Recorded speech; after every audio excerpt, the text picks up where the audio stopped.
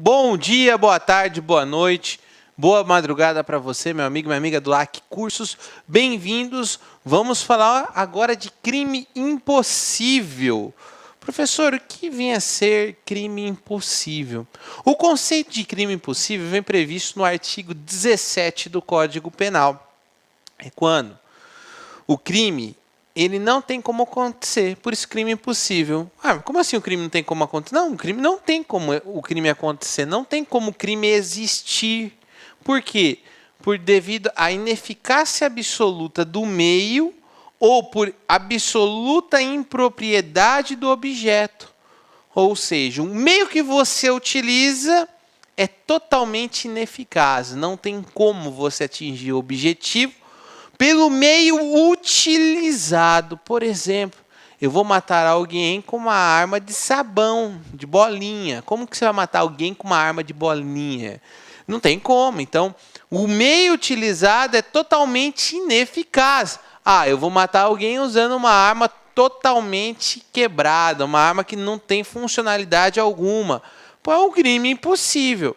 Agora, o que é absoluta impropriedade do objeto? Isto é, o objeto não tem valor nenhum, não tem como você atingir. Por exemplo, eu vou matar essa pessoa e a pessoa já está morta.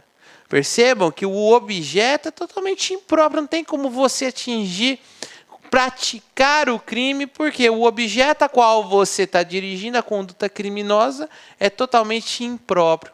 Diante dessas duas situações, não tem como acontecer o crime. E por não ter como acontecer o crime, você não responde por crime algum. É o chamado de crime impossível. O crime impossível é o que, de certa forma, o crime impossível ele tem uma certa situação com a...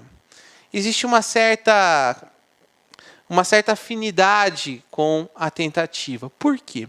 Porque tanto no crime impossível quanto na tentativa, por circunstâncias alheias à vontade do agente, ele não consegue chegar à consumação do delito. Na tentativa, então, por circunstâncias alheias à vontade do agente, ele não consegue chegar à consumação. No crime impossível, por circunstâncias alheias à vontade do agente, ele nem sequer consegue iniciar o crime. Ele nem sequer consegue, porque o meio utilizado, o objeto contra ele dirigiu a conduta criminosa, não tem validade alguma. Tá certo? Aí você vai falar assim, então peraí, professor, para se explicar o que é o crime impossível, existem três teorias. Existem três teorias, a teoria objetiva, subjetiva e teoria sintomática, que tentam explicar o que vem a ser o crime impossível. Bem, a teoria objetiva pura, aqui é bem bacana, porque você vai olhar de maneira objetiva, isto é, a conduta que ele praticou foi capaz ou incapaz de chegar à consumação ou não do delito, ou ao menos à execução. A gente analisa a conduta e o contexto. Só que aí o que aconteceu? Aconteceu que veio duas teorias aí no caso. Por quê? Porque se você olhar a teoria objetiva pura, ela olha o quê? Ela olha só a questão da conduta. De acordo com a conduta, você vai ver se houve ou não houve idoneidade na ação, se realmente aquilo é ou não necessário. Agora, vai depender sempre da análise do caso concreto. E nós temos uma teoria objetiva intermediária. Isto é, você vai analisar o quê? Você vai analisar se é caso para afastar a tentativa ou crime impossível. Aqui você vai fazer uma situação assim em que você vai analisar o contexto. Como? Se o objeto for relativamente inidôneo, relativamente ineficaz ou relativamente impróprio, nós estamos falando de tentativa. Se ele for absolutamente impróprio ou absolutamente ineficaz, nós estamos falando de um crime impossível.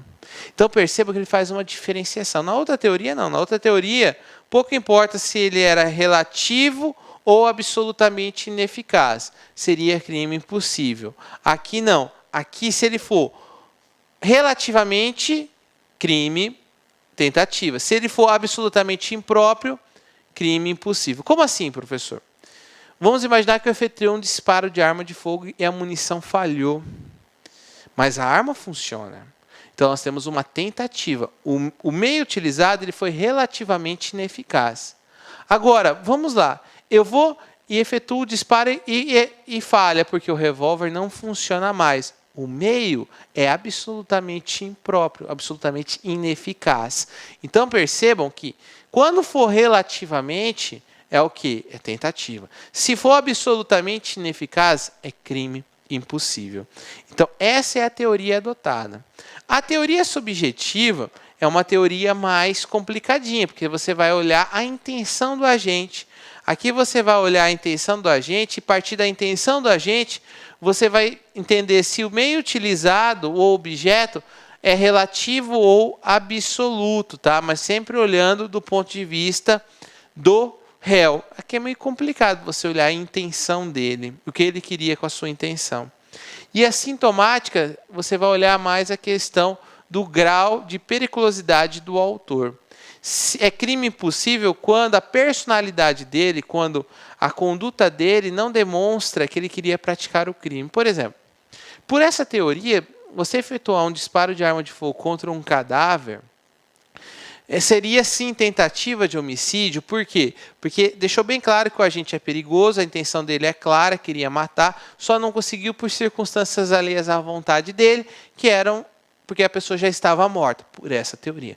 Pela teoria objetiva temperada, que nós acabamos de ver que é aceita pelo nosso Código Penal, não, diz diferente. Lá diz o seguinte, olha, na verdade, o agente aqui, o que ele faz? O agente, a gente tem que olhar a conduta. A gente olhou a conduta e a gente tem que olhar o meio utilizado e o objeto. Se for absolutamente impróprio, é crime impossível. Espécies de crime impossível. Bem, por ineficácia absoluta do meio ou por impropriedade do objeto. Já vimos. Por exemplo, tem como você matar alguém usando uma faca de brinquedo? Tem como você matar alguém utilizando a água para beber, achando que é veneno? Tem como você, por exemplo, praticar o crime de aborto porque a pessoa está gorda e acha que ela está grávida? Tem que ter um feto, mas não existe feto, na verdade é gordura. E aí? Não tem como, né? Então, a gente tem que entender que o absoluta do objeto é o objeto protegido. E eficácia é o meio utilizado. Então, deixar bem claro isso para vocês. Outra coisa importante é esse quadrinho aqui. Crime possível e crime putativo. Qual que é a diferença entre crime impossível e crime putativo? O crime impossível, gente, como eu falei para vocês, o objeto ou o meio utilizado não tem como você praticar o crime diante da absoluta impropriedade.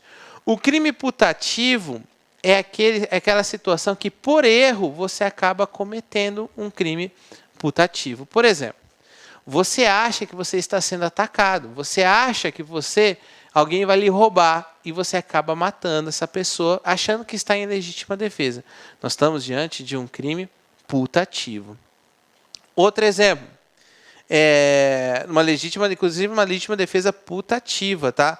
Outra coisa importante, o crime putativo, gente, também é muito utilizado na seguinte situação. Ah, como assim? Você acha que é crime, mas não é. Você acredita que aquilo é crime, mas não é. Também é um exemplo de crime putativo. Crime putativo por erro de proibição, já falei para vocês, é quando a gente acredita que existe o crime, mas não é crime. E o crime putativo por obra do autor provocador. Em todas essas situações, não há de existe uma diferença clara entre o crime impossível e... Olá, meus amigos, minhas amigas, gostou da aula do professor? Professor top de linha, não é isso? Quer continuar assistindo essa videoaula? Aliás, quer fazer o nosso curso completo aqui do Lá Concurso? Ah, professor, quantas aulas tem? Nesse momento, nós temos 260 aulas bastante específicas, focadas no edital. Aulas aí que atendem 100% do edital para os cargos de agente e escrivão de polícia. 260 aulas, tá certo, meus amigos? Olha só, curso nosso completo da Polícia Judiciária Civil, Polícia Civil de Pernambuco, por apenas 10 mensalidades de R$ 25,00 e você tem um período de acesso de 90 dias. Durante esses 90 dias, vocês aí podem assistir esse vídeo quantas vezes quiser e na hora que desejar. Ah, tem mais. Acesse nosso site, está aqui, ó, laconcurso.com.br e assista lá o nosso vídeo de análise do edital desse concurso. Lá tem várias contribuições para vocês aí que vão fazer esse concurso, inclusive lá o professor comentou se o aluno deve chutar ou não nesse concurso da banca do CESP. Banca do CESP, você sabe que tem aquele fator de punição, aquele aluno que chuta, que marca errada, tem um ponto negativo. Nesse aqui não é um ponto negativo, é 0,25 e isso tem impactos no concurso. Tá certo, meus amigos? Então, eu espero você, venha se matricular conosco, que eu tenho certeza que você não irá se arrepender. Um forte abraço, fique com Deus. Tchau, tchau. Clique lá.